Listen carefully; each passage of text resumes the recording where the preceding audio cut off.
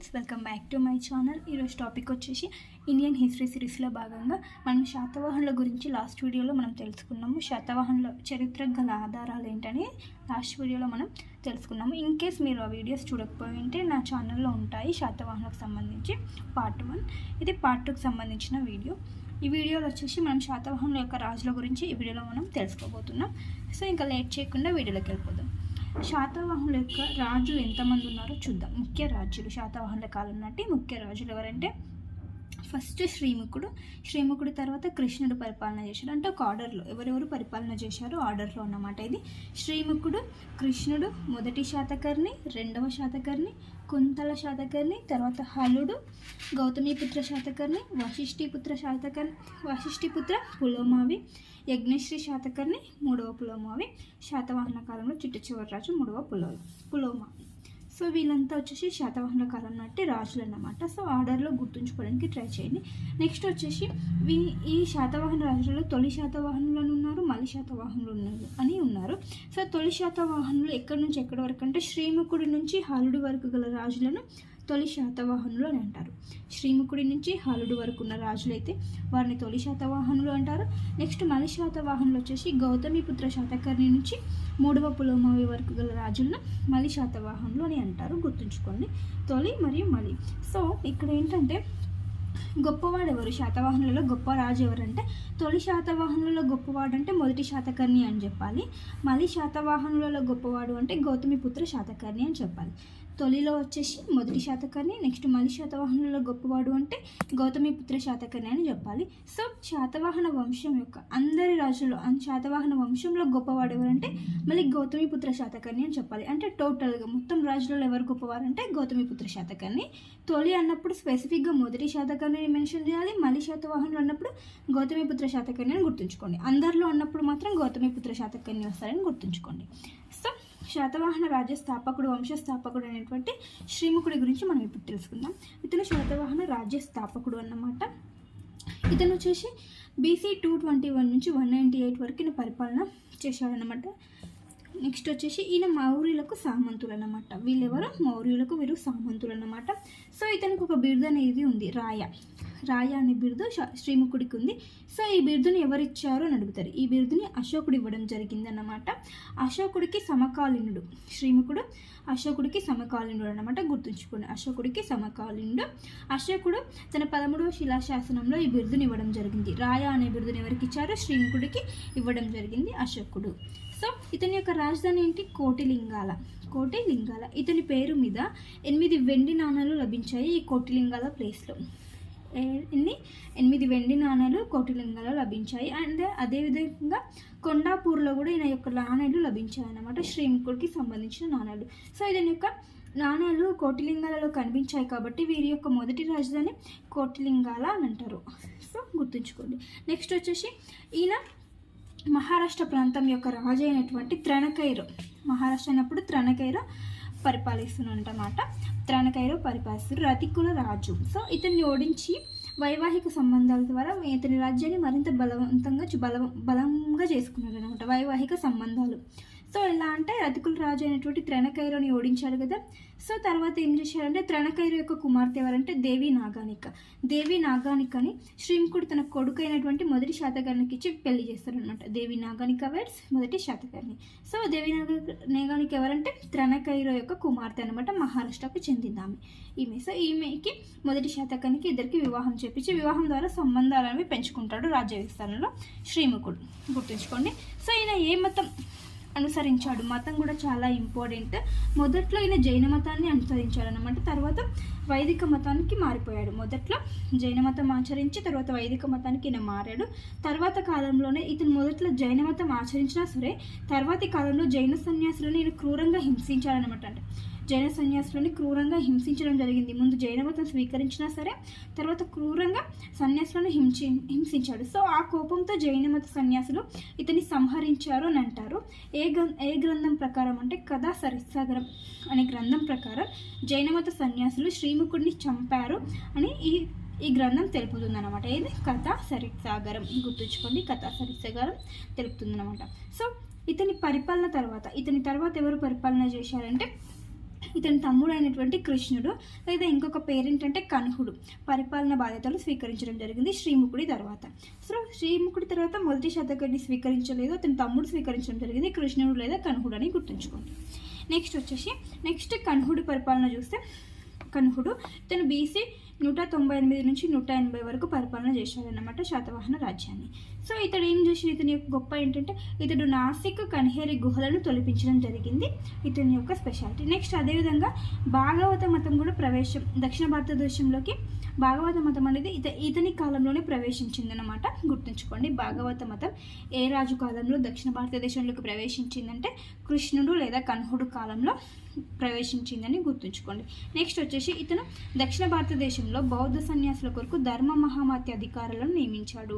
దక్షిణ భారతదేశంలో ఎవరి కొరకు? బౌద్ధ సన్యాసుల కొరకు ధర్మ మహామాత్య అధికారులను నియమించిన రాజు ఎవరంటే కృష్ణుడు లేదా కన్హుడు అని గుర్తుంచుకోండి. సో ఇక్కడ బేసిక్ పాయింట్స్ అయితే ఖచ్చితంగా గుర్తుంచుకోవాలి. సో డెప్త్ కూడా గుర్తుంచుకోవాలి, ఎందుకంటే హిస్టరీలో మనం క్వశ్చన్స్ చూస్తే చాలా డెప్త్గానే అడుగుతుండు. సో డెప్త్గా వెళ్ళే క్రమంలో మనం బేసిక్స్ అస్సలు మర్చిపోవద్దు. సో మొత్తం ఫోకస్ చేయండి, హిస్టరీని బేసిక్ నుంచి డెప్త్ వరకు క్లియర్గా ఫోకస్ చేసుకోండి. కన్ఫ్యూజన్ మాత్రం పెట్టుకోకండి. రివిజన్ ఎన్నిసార్లు వేస్తే మీకు అన్ని మార్క్స్ అనేవి హిస్టరీలో స్కోర్ చేయొచ్చు అనమాట. సో నెక్స్ట్ మొదటి శాతకర్ణి ఎవరి యొక్క కుమారుడు? శ్రీముఖుడి యొక్క కుమారుడు మొదటి శాతకర్ణి. సో ఇతనికి ఎవరినిచ్చి వివాహం చేశారు? దేవి నాగానికనిచ్చి వివాహం చేశారు కదా. సో ఇతని కాలంలో దేవి నాగానిక ఒక శాసనాన్ని వేయించింది అనమాట. ఏం శాసనం అదంటే అది నానాగఢ్ శాసనాన్ని వేయించింది దేవి నాగానిక. ఈ శాసనం ఏం తెలుపుతుందంటే, ఈ శాసనం ప్రకారం మొదటి శాతకర్ణి యొక్క బిరుదులు ఏంటంటే శూరుడు, ఏకవీర, అప్రతిహత చక్ర, దక్షిణ పథపతి. ఇవి వచ్చేసి మొదటి శాతకర్ణి యొక్క బిరుదులు ఈ శాసనంలో తెలుపుతుంది అనమాట. అండ్ అదేవిధంగా ఈ శాసనం ఏం తెలుపుతుందంటే మొదటి శాతకర్ణి యొక్క విజయాల గురించి తెలుపుతుంది అనమాట. నానాగఢ్ శాసనాన్ని వేయించింది ఎవరు? దేవి నాగానిక అని గుర్తుంచుకోండి. సో మొదటి శాతకర్ణికి పురాణాలు మల్లకర్ణి అని పేర్కొన్నాం అనమాట. మల్లకర్ణి అని ఏవి పేర్కొన్నాయంటే పురాణాలు పేర్కొన్నవి. ఎవరి గురించి అంటే మొదటి శాతకర్ణి గురించి మల్లకర్ణి అని పురాణాలు పేర్కొన్నామని గుర్తుంచుకోండి. సో నెక్స్ట్ ఇతనికి సమకాలీనులు ఎవరైనా ఉన్నారంటే ఉత్తర భారతదేశంలో పుష్యమిత్ర శృంగుడు ఇతని యొక్క సమకాలీనుడు. నెక్స్ట్ కళింగ రాజ్యంలో కారవేలుడు కూడా ఇతని యొక్క సమకాలీనుడు.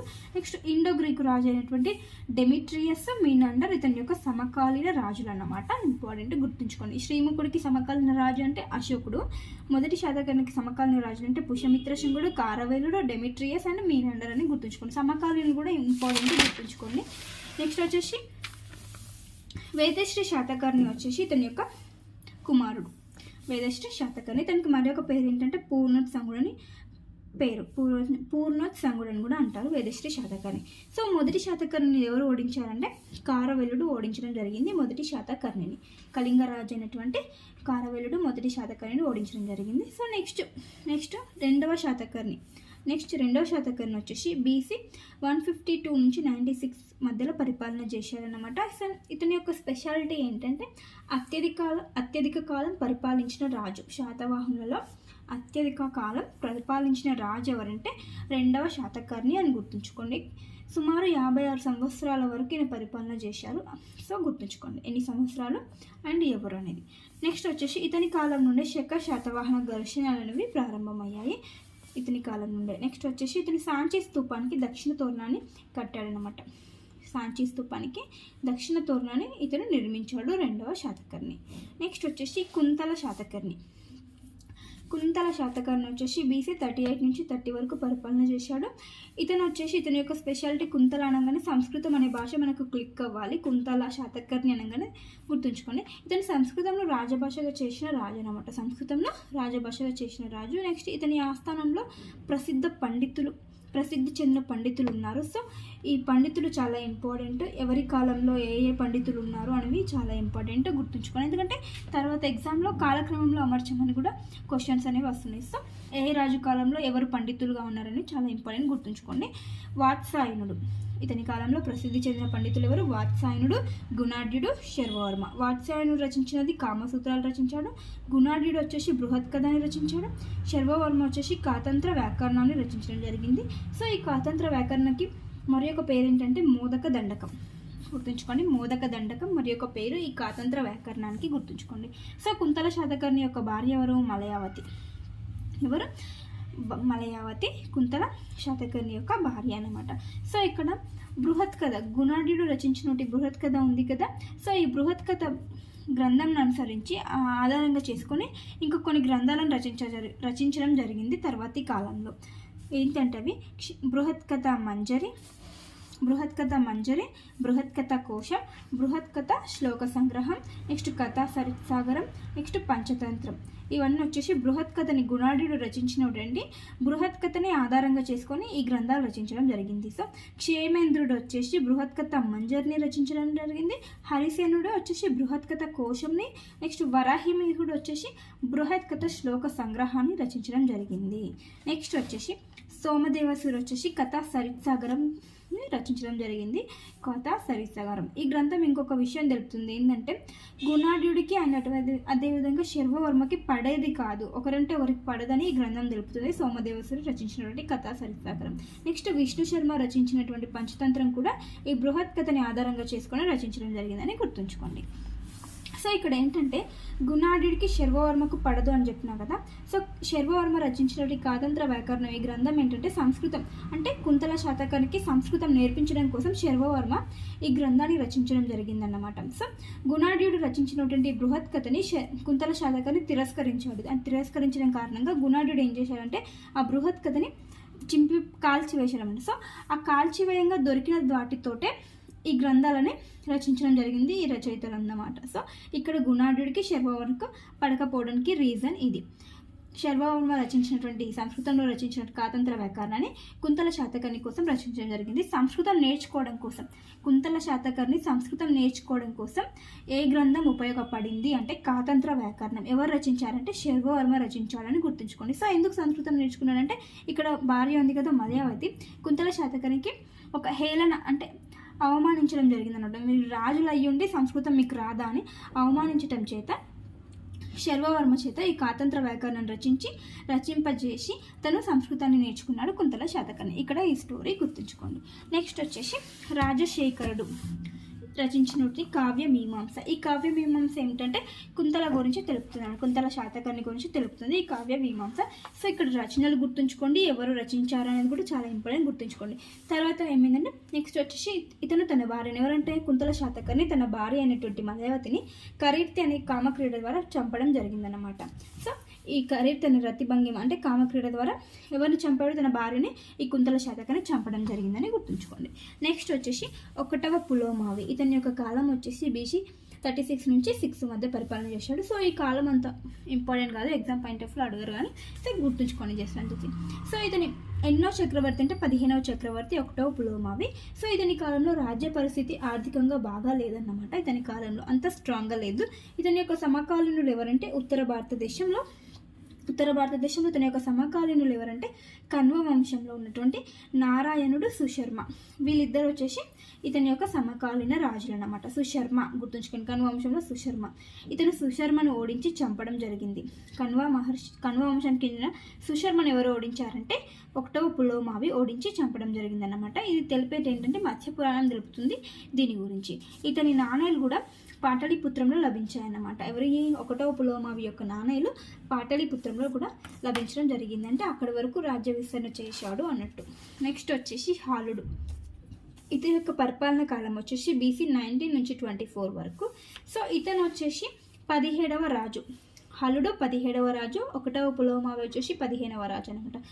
కేవలం 1 సంవత్సరం మాత్రమే పరిపాలించాడని ఒక అభిప్రాయం ఉంది. కొందరు 1 సంవత్సరం మాత్రమే పరిపాలించారంటారు, కొంతమంది ఈ కాలం వరకు పరిపాలించాడని కొందరు అభిప్రాయం ప్రకారం. 2 అభిప్రాయాలు అనేవి ఉన్నాయి ఈ రాజు గురించి అన్నమాట.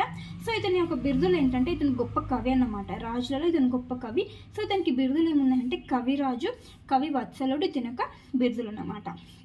సో ఇతని కాలాన్ని ప్రాకృతంలో స్వర్ణయుగం అని అంటారు. ఎందుకంటే కుంతల శాతకర్ణి కాలంలో సంస్కృతంని ఎక్కువగా ప్రోత్సహించాడు, ఇతని కాలంలో వచ్చే ప్రాకృతంని ఎక్కువగా ప్రోత్సహించడం జరిగింది. సో ఇతను ప్రాకృతంలో స్వర్ణయుగం అని ఇతని కాలాన్ని అంటారు. హలుడి కాలాన్ని ప్రాకృతంలో స్వర్ణ యుగం అని అంటారు. సో ఇతను రచించినటువంటి ఒక గ్రంథం చాలా ఇంపార్టెంట్, అందరికీ గుర్తుంటుంది. గాథా సప్తశతి అంటే ఎవరైనా చెప్తారు. సో ఏంటి గాథా సప్తశతి ఏం చెప్తుందంటే సామాజిక పరిస్థితులపై 700 గ్రామీణ శృంగార గాథలను రచించాలన్నమాట. ఇదేంటి గాథా సప్తశతి అంటే 700 గ్రామీణ శృంగార కథలు అన్నమాట ఈ యొక్క గాథా సప్తశతిలో రచించడం జరిగింది. ఇక్కడ పేర్లోనే చూడండి, గాథ అంటే కథలు, సప్త అంటే 7, శతి అంటే 100. సుమారుగా 700 గ్రామీణ శృంగార కథల గురించి ఇది తెలుపుతుంది గాథా సప్తశతి. ఎవరు రచించారు? హాలుడు అని గుర్తుంచుకోండి. నెక్స్ట్ వచ్చేసి దీనికి మరి ఒక పేరు ఏంటంటే గాథా సప్తశతికి సప్తసై అనేది మరి ఒక పేరు అన్నమాట గాథా సప్తశతికి. నెక్స్ట్ వచ్చేసి ఇక్కడ ఏం చేశాడంటే శ్రీలంకపై దండెత్తడం జరిగింది. శ్రీలంకకి అప్పుడు ఎవరంటే పద్మావతి అనే రాణి ఉండేది, అక్కడ శ్రీలంకని పరిపాలించేది ఈ పద్మావతి. సో ఇతను శ్రీలంకపై దండెత్తి ఆమెను ఓడిస్తాడనమాట. తర్వాత శ్రీలంక రాకుమార్తె అయినటువంటి లీలావతి, రాకుమార్తె అంటే ఈ పద్మావతి యొక్క కుమార్తె లీలావతిని వివాహం చేసుకున్నాడు. ఎవరు? హలుడు అనమాట. హలు చక్రవర్తి ఈ లీలావతిని పరిణయం చేసుకోవడం జరిగింది, అంటే పెళ్లి చేసుకున్నాడు. హలుడు వేర్ లీలావతి గుర్తుంచుకోండి. కుంతల శాతకర్ణి యొక్క భార్య మలయావతి, హల్లుడి యొక్క భార్య లీలావతి అని గుర్తుంచుకోండి. శ్రీలంక రాకుమార్తె ఈమె. సో లీలావతి పరిణయం అనేది వీరి యొక్క పెళ్లి గురించి తెలుపుతుంది అన్నమాట. ఎవరి? హలుడు మరియు లీలావతి యొక్క పెళ్లి గురించి తెలుపుతుంది. సో ఈ లీలావతి పరిణయాన్ని ఎవరు రచించారంటే కుతూహలుడు రచించడం జరిగింది. ఎవరు? కుతూహలుడు అని గుర్తుంచుకోండి. నెక్స్ట్ వచ్చేసి గౌతమిపుత్ర శాతకర్ణి. ఇతని యొక్క కాలం వచ్చేసి AD 78 నుంచి 102 వరకు పరిపాలన చేశాడు. ఈ రాజు వచ్చేసి ఈ చక్రవర్తి 23వ రాజు. గౌతమిపుత్ర శాతకర్ణి ఎన్నవ రాజు? 23వ రాజు. ఇతను మలి శాతవాహనులు ఇతని నుంచే స్టార్ట్ అయిందన్నమాట, గుర్తుంచుకొని. మలి శాతవాహనులు ఇతను అందరిలో గొప్పవాడు, అంటే తొలి ప్లస్ మలి అందరు రాజులు కలిపినప్పుడు గొప్పవాడు. అండ్ నెక్స్ట్ వచ్చేసి మలి శాతవాహనులలో కూడా ఈయన గొప్పవాడు అనమాట. సో గుర్తుంచుకోండి. మాతృ సంజ్ఞను వాడిన మొదటి శాతవాహన రాజు ఎవరంటే గౌతమిపుత్ర శాతకర్ణి. చాలా ఇంపార్టెంట్. మాతృ సంజ్ఞ అంటే తన తల్లి తన పేరుకు ముందుగా తగిలించే సాంప్రదాయాన్ని వాడిన మొట్టమొదటి రాజు ఎవరంటే శాతవాహన రాజు అయినటువంటి గౌతమిపుత్ర శాతకర్ణి. గౌతమిపుత్ర ఇక్కడ పేరులోనే చూడండి, తన తల్లి పేరు ఏంటి? గౌతమి బాలశ్రీ కదా. సో గౌతమిపుత్ర శాతకర్ణి అని గుర్తుంచుకోండి. నెక్స్ట్ వచ్చేసి ఇతని కాలంలోనే శాలివాహన యుగం ప్రారంభం జరిగింది. ఇతని కాలంలోనే శాలివాహన యుగాన్ని ప్రారంభించాడు AD 78లో. నెక్స్ట్ వచ్చేసి ఇతని తల్లి గౌతమి బాలశ్రీ, ఇంతకుముందు చెప్పాను కదా. తండ్రి వచ్చేసి శివస్వాతి, తండ్రి పేరు శివస్వాతి, గౌతమిపుత్ర శాతకర్ణి యొక్క తండ్రి. నెక్స్ట్ వచ్చేసి ఇతనికి సంబంధించిన బిరుదులు చూద్దాం, చాలా ఇంపార్టెంట్. గౌతమిపుత్ర శాతకర్ణి యొక్క బిరుదులు అదేంటంటే ఫస్ట్ క్షత్రియ దర్పమాన వర్ధన అనే బిరుదును పొందాడు. ఎవరి బిరుదు? గౌతమిపుత్ర శాతకర్ణి బిరుదు. ఒక్కో బిరుదుకు ఒక్కో స్టోరీ ఉంటుంది చూడండి. క్షత్రియ దర్పమాన వర్ధన అనే బిరుదును పొందాడు. అంటే క్షహరాట వంశ రాజైనటువంటి సహపానుడిని ఓడించి ఈ బిరుదుని పొందడం జరిగింది, క్షత్రియ దర్పమాన వర్ధన. సో ఈ బిరుదు వల్ల ఏం తెలుస్తుందంటే ఈ బిరుదు వలన వీరు క్షత్రియులు కాదని తెలుస్తుందన్నమాట. క్షత్రియ దర్పమాన అంటే క్షత్రియులకు అహంకారం మంచి వేసినప్పుడు వాళ్ళు క్షత్రియులు కారు కదా. సో అందువలనే వీరు క్షత్రియులు కారని బ్రాహ్మణులు అని తేలింది ఈ బిరుదు ద్వారా. క్షత్రియ దర్పమాన వర్ధన బిరుదు ద్వారా వీరు క్షత్రియులు కాదు బ్రాహ్మణులు అని తేలింది. సో గుర్తుంచుకోండి, క్షత్రియ దర్పమాన వర్ధన. నెక్స్ట్ వచ్చేసి క్షత్రియ కుల నిరవర శేఖర అనే బిరుదు కూడా గౌతమిపుత్ర శాతకర్ణి ఒకటి, ఇది కూడా అతని బిరుదు అన్నమాట. సో నెక్స్ట్ వచ్చేసి ఇతను పునర్ముద్రిత నాణేలను వేయించాడు. ఎవరు? గౌతమిపుత్ర శాతకర్ణి. ఇది కూడా చాలా ఇంపార్టెంట్, ఇతని యొక్క ప్రత్యేకత. పునర్ముద్రిత నాణాలను వేయించిన రాజు ఎవరంటే గౌతమిపుత్ర శాతకర్ణి.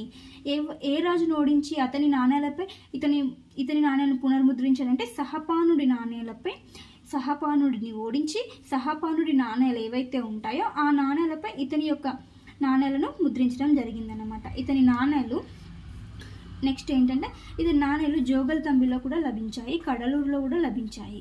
జోగల్తంబి నెక్స్ట్ కడలూరులో కూడా గౌతమిపుత్ర శాతకర్ణి యొక్క నాణేలు లభించడం జరిగింది. సో నెక్స్ట్ వచ్చేసి ఇతను ఉత్తర వాయువ్య భారతదేశానికి రాజ్యాన్ని విస్తరించడం జరిగింది. ఉత్తర వాయువ్య భారతదేశానికి కూడా తన యొక్క రాజ్యాన్ని విస్తరించాడు. నెక్స్ట్ తూర్పు భారతదేశాన్ని కూడా ఆక్రమించాడు. అంటే తూర్పు భారతదేశంలో ఉన్నటువంటి 18 ఆటవిక తెగలను ఓడించి ఆ తూర్పు భారతదేశాన్ని కూడా ఇతను ఆక్రమించడం జరిగిందనమాట. అండ్ ఇంకొక ఇంకొక బిరుదు ఏంటంటే ఇతనికి 3 సముద్రాల మధ్య ప్రాంతాన్ని కూడా ఇతను ఓడించాడు. 3 సముద్రాల మధ్యన ప్రాంతం అయితే ఏది ఉంటుందో దాన్ని కూడా గౌతమిపుత్ర శాతకర్ణి ఓడించడం జరిగింది. అవేం సముద్రాలు అంటే హిందూ మహాసముద్రం, బంగాళాఖాతం, అరేబియా మహాసముద్రం. ఈ 3 ప్రాంతాలు ఏవైతే ఉంటాయో దాని మధ్య ప్రాంతాన్ని ఓడించడం జరిగింది గౌతమిపుత్ర శాతకర్ణి. సో నెక్స్ట్ ఇంకోటి అంటే ఇతనికి ఒక బిరుదు త్రిసముద్ర పీతలోయ వాహన. త్రిసముద్ర పీతలోయ వాహన అనే బిరుదు ఎవరిది? గౌతమిపుత్ర శాతకర్ణి. ఎందుకంటే తన గుర్రాల చేత 3 సముద్రాల నీటిని తాగించాడు. ఎవరు? గౌతమిపుత్ర శాతకర్ణి. 3 గుర్రాల చేత తన గుర్రాల చేత 3 సముద్రాల నీటిని తాగించాడు. సో అందువలన త్రిసముద్ర పీతలోయ వాహన అనే బిరుదు రావడం జరిగింది. సో ఇక్కడ చూడండి ఒక్కో బిరుదుకి ఎంత డెప్త్ మీనింగ్ అనేది ఉందో తెలుస్తుంది మనకి.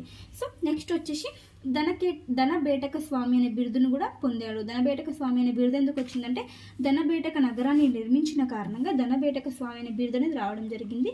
నెక్స్ట్ వచ్చేసి ఇతని యొక్క ఇంకొక బిరుదు ఏంటంటే ఆగమ నిలయ బిరుదు. సంస్కృతం మీద ప్రేమ, ఇతని ప్రేమకు ఈ బిరుదు ఇవ్వడం జరిగింది ఆగమ నిలయ. నెక్స్ట్ వచ్చేసి ఏక బ్రాహ్మణ అనే బిరుదుని బ్రాహ్మణుల చేత పొందడం జరిగింది గౌతమిపుత్ర శాతకర్ణి. నెక్స్ట్ వచ్చేసి వర్ణ సంకర్య నిరోధక అనే బిరుదు ఎందుకు వచ్చిందంటే ఇతను కులాంతర వివాహాలకి ఒప్పుకోలేదు, అంటే కులాంతర వివాహాలు జరగకూడదు అనేది ఇతని యొక్క వాదన అన్నమాట. వర్ణ సంకర్య నిరోధక అనే బిరుదును కూడా గౌతమిపుత్ర శాతకర్ణికి ఉందన్నమాట. నెక్స్ట్ వచ్చేసి ఇతనికి దక్షిణాది అశోకుడు బిరుదు అనేది ఉందని చెప్పాను కదా. సో దక్షిణాది అశోకుడు అనే బిరుదు ఇద్దరికి ఉందన్నమాట మన రాజులలో. ఇంకొకరు ఎవరికంటే వీరపురుష దత్తుడికి కూడా ఉంది. ఇక్ష్వాక రాజు అయినటువంటి వీరపురుష దత్తుడికి కూడా ఉంది. సో ఇద్దరికి బిరుదులు ఉన్నాయి, కానీ పాయింట్ ఆఫ్ వ్యూ వేరు. ఏంటంటే ఇక్కడ దక్షిణాది అశోకుడు అని గౌతమిపుత్ర శాతకర్ణికి బిరుదు ఎందుకు వచ్చిందంటే ఇతను ప్రజలను కన్న బిడ్డల వల్ల పాలించాడు. సో ఆ పాయింట్ ఆఫ్ వ్యూలో దక్షిణాది అశోకుడు అనే బిరుదు వచ్చింది. ఇక్కడ శ్రీ వీరపురుష దత్తుడికి ఎందుకు వచ్చిందంటే ఇతను బౌద్ధ మతానికి చేసిన విశేష కృషి కారణంగా ఇతనికి దక్షిణాది అశోకుడు అని వచ్చింది. సో గుర్తుంచుకోండి. గౌతమిపుత్ర శాతకర్ణికి ఎందుకు వచ్చింది, శ్రీ వీరపురుష దత్తుడికి ఎందుకు వచ్చిందని గుర్తుంచుకోండి. నెక్స్ట్ వచ్చేసి ఇతని కాలంలో గౌతమిపుత్ర శాతకర్ణి వాళ్ళు వచ్చేసి వైదిక మతాన్ని, అంటే శాతవాహనులు రాజులు వచ్చేసి వైదిక మతాన్ని ప్రోత్సహించారు, రాణులు వచ్చేసి బౌద్ధ మతాన్ని ఆచరించారు. సో అన్ని మతాలకు వీళ్ళు ప్రాధాన్యం ఇవ్వడం జరిగింది వీరి కాలంలో. నెక్స్ట్ వచ్చేసి ఇతనికి కుమారులు ఎవరంటే వశిష్ఠిపుత్ర పులోమావి, శివశ్రీ శాతకర్ణి వీరి యొక్క కుమారులు అన్నమాట. ఇతని తర్వాత గౌతమి బాలశ్రీ వశిష్ఠిపుత్ర పులోమావి చేత రాజ్యపాలన చేశారనమాట. ఇతని కాలంలోనే నాసిక్ శాసనాన్ని వేయించడం జరిగింది. వశిష్ఠిపుత్ర పులోమావి కాలంలో నాసిక్ శాసనాన్ని ఎవరు వేయించారు? గౌతమి బాలశ్రీ వేయించడం జరిగింది. సో ఈ నాసిక్ శాసనం ఏం తెలుపుతుందంటే గౌతమిపుత్ర శాతకర్ణి యొక్క విజయాలను గురించి తెలుపుతుంది. ఎవరి విజయాలను? గౌతమిపుత్ర విజయాలను గురించి తెలుపుతుంది. ఇది వేయించింది గౌతమి బాలశ్రీ అని గుర్తుంచుకోండి. సో ఇవన్నీ ఫ్రెండ్స్ ఈరోజుకి సంబంధించిన నోట్స్. నెక్స్ట్ వచ్చేసి నేను మిగిలిన రాజుల గురించి నెక్స్ట్ వీడియోలో నేను పోస్ట్ చేస్తాను. సో వీడియో నచ్చితే ప్లీజ్ లైక్ చేయండి, షేర్ చేయండి, అలాగే సబ్స్క్రైబ్ కూడా చేసుకోండి. Thank you for watching.